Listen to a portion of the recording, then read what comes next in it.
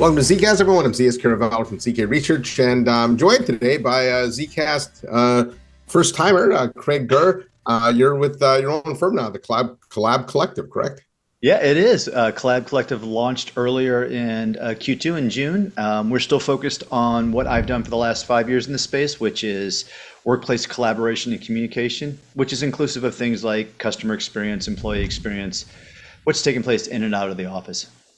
Yeah, well, you're certainly a longtime expert in the space, and certainly happy to have you on. Now, we were both at the HP Imagine event, and that's HP Inc., not HPE, right? The printer Poly group. And it was a pretty interesting event. They announced quite a few products and made a number of announcements.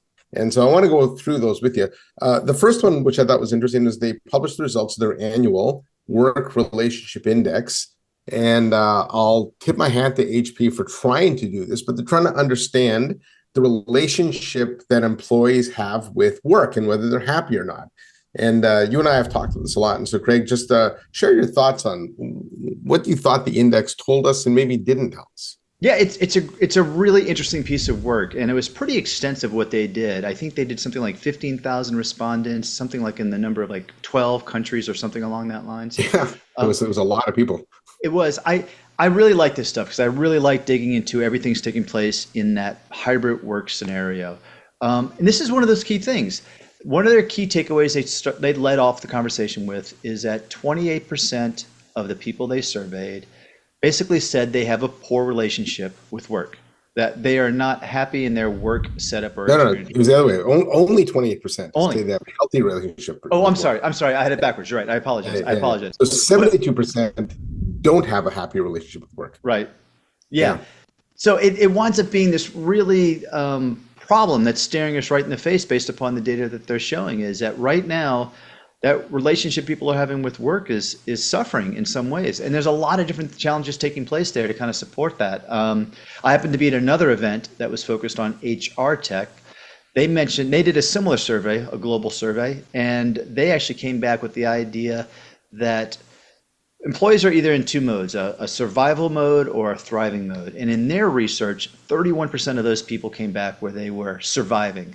So what I'm saying is, like, both these data points, and we'll lean into HP's now, kind of show this idea that people are on the ropes a little bit. They feel like they're out of sorts, I guess, with what their work relationship is. Yeah, and it showed here there was some other interesting data points around AI specifically. 83% of Gen Z workers use AI now versus only 46% last year, 75% millennials versus 46%. And they tried to draw the comparison of happy equals AI, right? But I think they said people that use AI are generally 11% happier. What I didn't really get from it was trying to draw causality and a connection back to HP Poly products, because I think when you say 80% of Gen Z workers use AI, I would guess that most of that's generative AI tools and not like meeting room AI, right? So, right. Exactly. To me, connecting those dots was tough to do. It was. I think, if I were to take a step back, I think their story that they were leaning into is the idea that they were trying to align not only AI, but people that are enabled with technology from their employers, from their people they work with, seem to have a better opportunity to have a better relationship with the work they're having. AI being top of mind, everyone's talking about AI, and that was a common theme at this particular event here. Yeah, so with 11% increase in people having a better relationship with work based upon having access to AI or using AI, I think the larger picture is people feel invested in around technology from their employers. Narrowing on AI starts playing really close to what the HP key talking points were for the event. Yeah. And do you think, what do you think happens from here, right? We've had a bunch of news, and I think part of the unhappiness with work is some of the announcements we've seen, right? Amazon dropped the hammer. You're got to be back in the office 5 days a week. Dell said the same thing with their Salesforce. Broadcom did that with all the VMware employees. There's been a bunch of the financial services firms do it. Are we eventually trending back to everybody being back in the office, or do you think that we're just swinging the pendulum and next year these companies will retract that and go to 3 days or something? Right. Well, you and I have a little bit different view of it, but we do see the fact that it's not staying still, I guess is a key thing. Yeah. I tend to think this. I tend to think we're dealing with who has the gravity right now in the conversation? Is it employers or employees? Going back to what I said at that other outside research that talked about employees feeling like they're just surviving, a lot of financial pressures, even though interest rates are going down, cost of living is still up, things like that.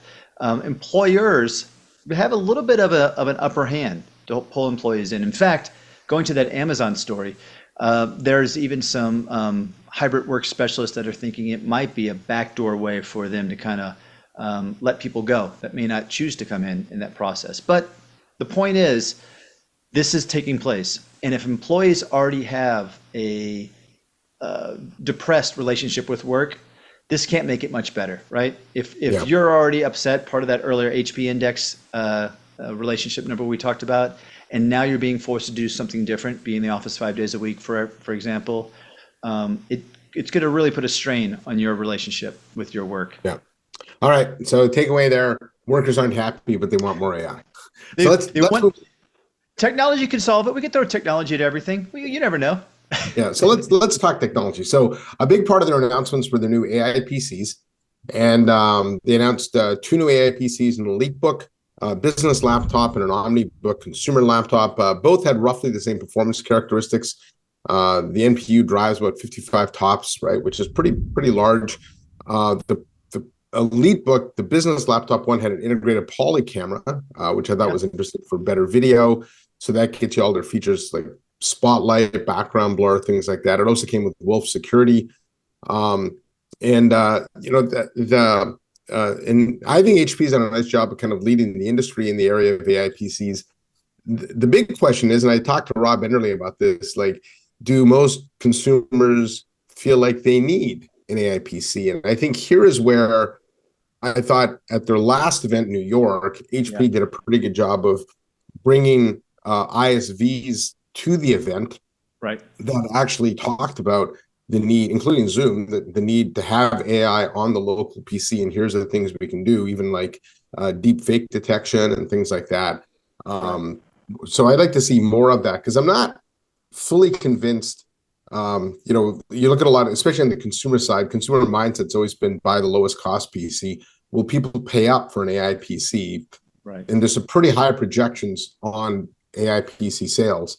But what are your thoughts on the whole AI PC market? It kind of follows that three-question scenario.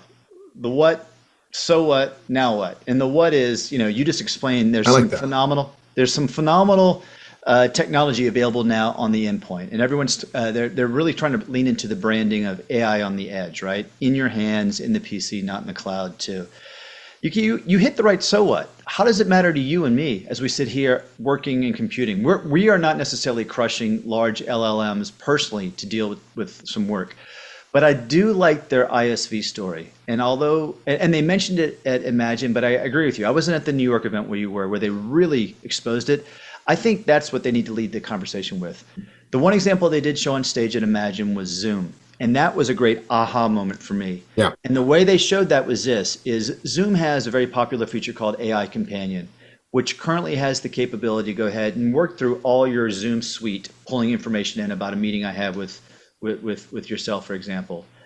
They were talking about how they can combine that with the AI on the PC, the hardware NPU, and now they're able to have them work in conjunction.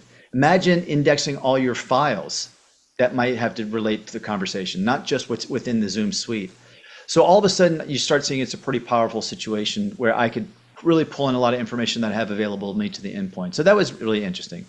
But that's gonna be it. They have to find these opportunities to go over, cross the chasm and get people excited about it. Yeah. I actually don't understand why the definition of an AI PC is NPU based and not GPU based, but that's a different question. You and I debated about that at lunch, I think. We were there as well too, right? Yeah. They actually announced another interesting feature, and I like the name because it's called Z by HP Boost. And it allows the sharing of GPUs across workstation PCs. And I thought that was a really interesting piece of innovation, because the one thing that you hear all the time is that GPUs are expensive and they sit idle most of the time. And so if I can now basically take my GPUs and pool them and share them across the PCs, that gives developers, data scientists, things like that, the ability to do much more complex tasks with larger data sets and Yeah. without wasting resources or having to overbuy, right? I mean, it's kind of in some ways it's a bear with me with this parallel. It's a little bit like virtual machines and people pulling those into play, Yeah. whatever it was, 12, 15 years ago. But it's the idea, you're right, you have idle cycles sitting there. And if I'm an enterprise and within my footprint, I want to take advantage of those. Why can't I? And I should be able to. It was a really interesting application of that. Well, it proves my thesis. You can't have too much Z. So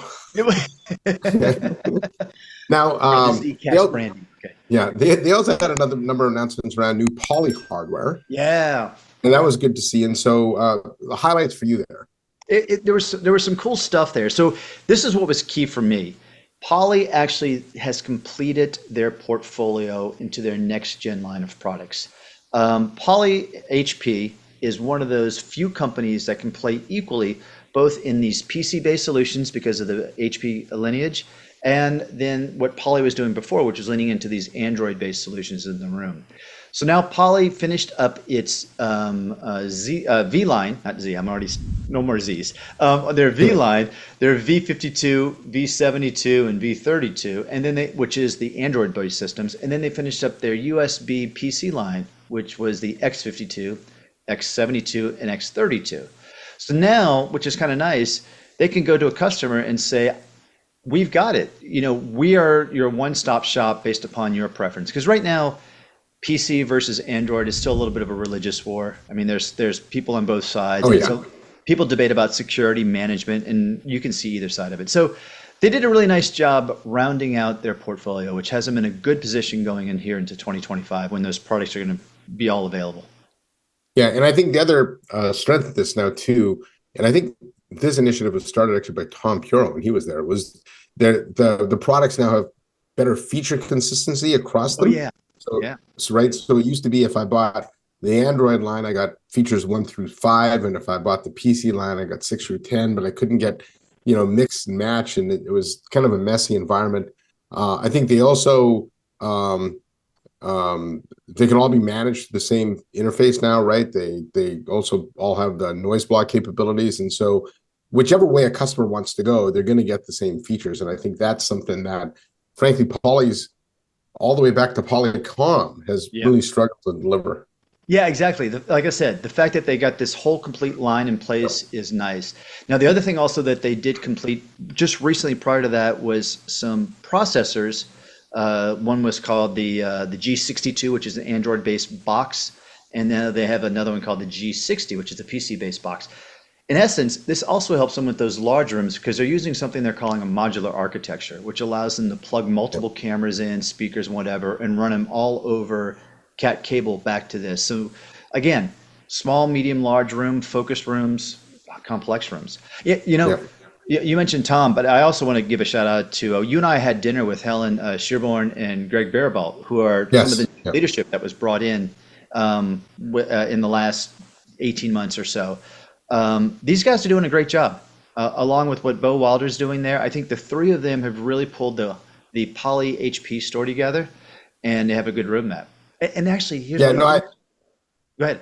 I was just indicating that's how long they've been working on this, and now they've completed it, right? So Yeah. And yeah. Bo Wilder is in charge of the Office of the Futures. He's looking in the next area. Yeah. You and I actually had a chance to sit down and see the partnership they're doing with Google and their Starline Yeah. as well too. And that was I was impressed with that. There's some things I want to see with it still, but what I like to see is they seem to have a robust roadmap and they're moving forward with it. Yeah. Now, Craig, you've been covering the space a long time, right? We see the data points all the time that only 5% of conference rooms have meeting equipment in them. Yeah. Realistically, what's the number? Like, do you believe that eventually 100% of conference rooms are going to have this stuff in them? Yeah. Or, where do we get to here? Yeah, so I do my own research in that same space. I do it a little bit different from everyone. I actually partner with a real estate analyst firm, and we actually take a look at it from a square footage point of view to count the number of rooms. That's the first thing. Then we wind up, I use the data that I have and overlay what's installed right now. I have North America as the most saturated, but it's only still at about 20 to 22%. And then I have there's other far-flung areas. China's got so much real estate. It's so broad. it seems to have a small number, and it really skews the number. But on average, let's say it's about 15 to 20% in major countries. It's a good question. I don't know. We're not going to get to 100%. That's the first answer to answer your question. How far is enough enabled rooms going forward? I still think there's some space, but here's what's taking place in my mind. There is competition taking place right now in terms of those dollars to be spent. We're talking about AI. HP is leading with an AI story. If I was a CIO, CTO, and I've got a limited bucket of money, I'm going to probably be looking about what's my strategic investments, like AI investments, and I might be borrowing from what might have been business continuity story of enabled conference rooms and what have you. So it's going to be an interesting challenge about how much more is going to be enabled going forward. There's still growth. Don't get me wrong. Yeah. But I think the more integration that HP can do, and it will give them competitive advantage, but also allow people to deploy more. Like if I walk in a room and everything just lights up, right? Because I've got an HP PC and it's in Poly systems, that's obviously better than today's environment where I've got to click a link, make sure I'm configured properly, things like that. Right. I was in a WebEx room the other day and I tried to use the Zoom interface, but I still had to like go punch the numbers in manually. So I just did it from my PC, right? So, it's not the more seamless the interface gets between the PC, my calendar and the meeting room system, right, the more likely I am to use the meeting room systems, which would drive utilization up, which would drive more rooms, right? So, I think, so. And HP's got some strong partnerships. We're coming up on the season of Microsoft Ignite here in November, Zoomtopia here in a couple of weeks as well, too. Yep. I think we'll see continuing hugs and everyone coming together. HP's in a great position to be a good hardware partner to both those major UC vendors. Yeah. Now, the last set of announcements was around print. And I remember last year when they rolled out AI printing, I kind of rolled my eyes and I thought, AI printing, what do you need that for? But there is a viable story here. And they were talking about how, I think everybody's done this where you print a spreadsheet and you get 65 pages in one column, or even when you go to print a website. I got one of those right here, by the way. Yeah. You're living proof. Or if you go to print a website, you only get the outer frame and not the inside one. And so now with AI, so my first question is, why do I need AI to solve this problem? But I guess I do. But now with AI, it'll actually print what I see on screen, and which is actually pretty cool, right? Yeah. So that feature alone would make me go upgrade my printers, because there's a lot of things that I want to print that print kind of funny, because printing's never been a perfect science. Tuan, who's the president of that division, did a great job. He's a really, really great person to talk to, very endearing. You're right. Last year, I think part of their announcement was we're going to do printers as a service, and there was a little bit something rolling out to consumer. And I don't cover that space. I know there's some specialists that do, and I was like, oh, that's interesting. And they led it to this AI story. There are two AI things I really thought was really two announcements. One you hit, which was that AI, actually, you do need it in just everyday printing.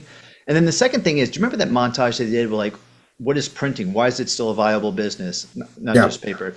And they showed everything that's involved in printing, everything from jerseys to cards to everything else. And the diversity of HP Printing's portfolio that supports all these type of materials that go out, including like construction printing, right? When you print the lines around a construction site and things like that. So I thought they did a good job of messaging it, that printing is still a viable, strong part of the business. Oh, I believe printing's here for a long time. Dunder Mifflin did that ad, right? Paper and a Paper Society or something like that. So that, to me, that proved it for me. I do think that, we underestimate the value of print. Everybody still prints, right? I got a printer behind me there. So. But I do think the AI aspect of it's pretty interesting, because it's not something I would have thought of bringing AI to. And I hadn't really ever covered printers in a long time, because I like to focus on emerging technologies. And to me, there was nothing really emerging about printers, but now it seems there is. Well, it was definitely, it got a smile out of me when I heard him share that story and the anecdote. I'm like, yeah, I've done that. That's me. I can empathize with that. All right, overall feeling from the event, though. I thought it was a very positive event. It's good to see HP Poly coming together. I think there was a lot of questions when that deal happened as to why the PC printer company would want to buy the, Yep. the enterprise video company, but I think they made their case. Yeah, I mean, I think they did a great job. We actually didn't even dive into the third division as much, which is Dave Shull's Workforce Solutions division as well. But I think the Yeah. key idea is they came out with a very unified story. They made a number. There's like 15 different business groups across the three divisions, and they all had a strong AI at the center story that kind of really tied them together, which I thought was really nice. I think they all had some new product announcements that were relevant for the market time. We hit a handful of them here, so it wasn't just like Yeah. a Me Too announcement of something else going on. And I think they're kind of showing, and this is where we'll have to see in the next year or two, the opportunity for like Poly HP to start aligning on opportunities around in channel and through sales motion as well. Yeah. That's going to be some key things for them. Yeah, I know they've got some really good channel partners, Worldwide Tech and companies like that, that are pretty excited about the stuff coming. I think even the integration they did with the Bluetooth headsets and the Oh yeah, PCs now, where they pair automatically, kind of Apple-like almost. yeah. That's pretty interesting. And so I think we're starting to. I think the 1+1=3 wasn't inherently obvious at acquisition, but they've done a good job, I think, of making it that way. And to the whole leadership there team, all the way up to Enrique, I think has done has really been on the same page there, and I think has done a nice job. He opened with that hybrid is here. It's part of what we're dealing with. It's what Yeah. we want to help address the problems with. What's going to be interesting though, I think, is in terms of these primary PC manufacturers, if we're going to start seeing any type of counterplays from people like Lenovo or Dell in the space as well too. Obviously, they support the UC industry and what they sell, but they haven't created such a unified portfolio and story like HP has here. Yeah. Lenovo is really the interesting one to me. I think Dell kind of is happy with kind of the legacy commodity stuff, although they're doing some stuff in AI PC. But Lenovo's got a lot of money, and Yeah. they could go, either buy somebody themselves or make that play. But Like I said, you're right, let's nobody see. else has that. Yeah, well, let's see if they do, right? So, all right, anything else you want to add? No, it was a great event. I'm glad I saw you there. You and I are in the middle of our travel seasons right now, and Yeah. the fact that we coordinated a time took 4 days to do that. So I appreciate getting on with you. That's great. But Yeah. there's a lot more activity coming up. We mentioned Zoomtopia, Microsoft, WebEx. Yeah, WebEx One. You Yeah. and I will be there together, and so there's a lot of great information coming out. So I just encourage your audience to stay tuned, so we can bring more to them. Okay, well, maybe next time we'll do this live at WebEx One. So There you go. Perfect. yeah. All right. Then thanks for joining me, Craig. So on behalf of Craig Durr from the Collab Collective and ZS Caravello from ZK Research, thank you for watching.